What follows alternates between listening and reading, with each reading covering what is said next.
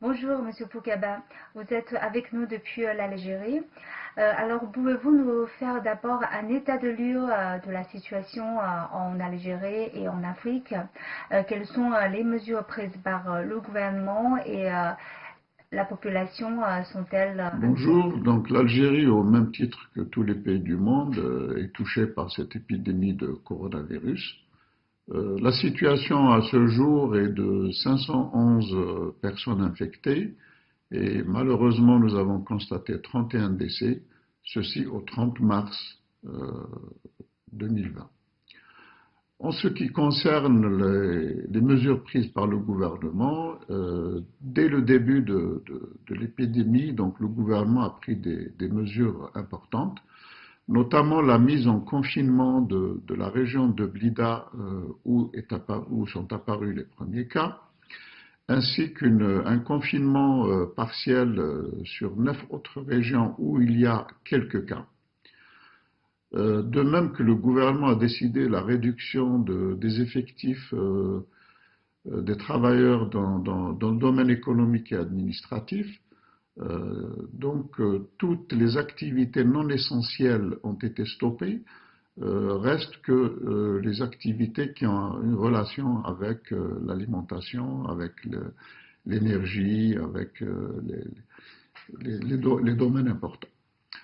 Voilà, donc ce sont ces mesures-là qui ont été prises par le gouvernement. En ce qui concerne la population, bon, elle n'est pas plus inquiète que par ailleurs, puis tout dépend des régions. Par exemple, dans le sud, nous n'avons pas du tout de cas, donc la vie est pratiquement continue normalement, mais dans les grandes villes, il y a un confinement.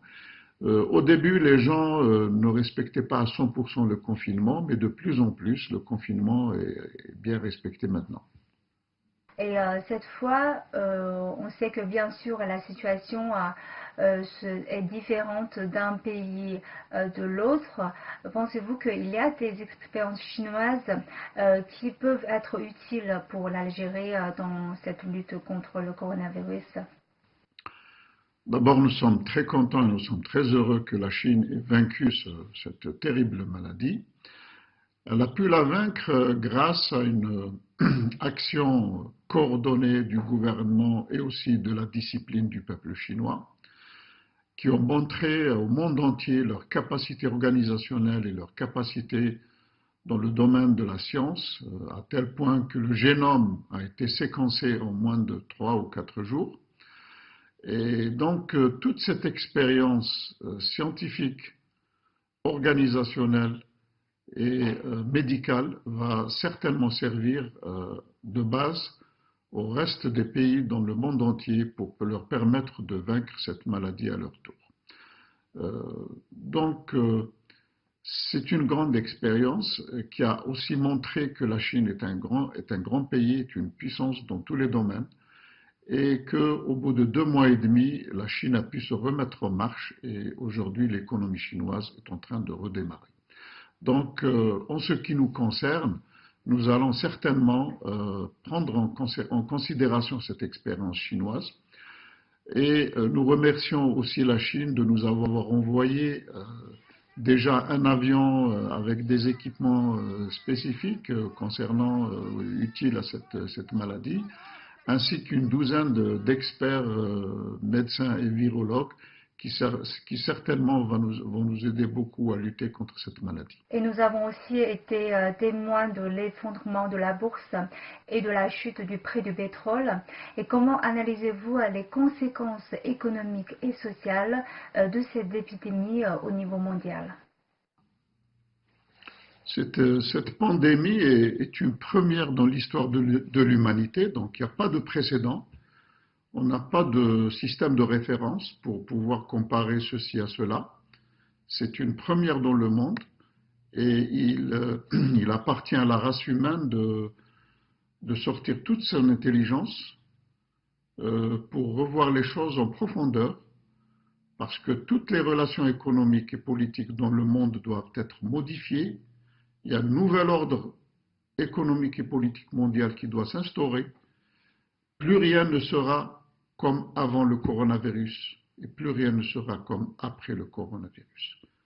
c'est une première mondiale, il n'y a pas de référence. Il s'agit de réfléchir, tous les pays doivent réfléchir ensemble et trouver des solutions qui doivent aller dans le sens du respect des peuples, du respect de la justice sociale et des réformes organisationnelles des grandes instances internationales. Les Nations Unies, l'Organisation des Nations Unies a montré son incompétence totale. Le Conseil de sécurité ne s'est toujours pas réuni à ce jour. Il a donc montré également son incompétence et son incapacité. L'OMS est resté un petit peu comme un témoin qui n'a pas donné de solution, qui n'a pas de solution, qui a juste compté les morts et les victimes. L'OMC également n'a pas pu réagir par rapport au dysfonctionnement qu'il y a dans le commerce mondial. Donc, de mon point de vue, toutes les relations économiques et politiques devront être revues après cette pandémie. Le monde, nous pouvons dire qu'aujourd'hui nous rentrons dans un nouveau monde, c'est le monde 2.0.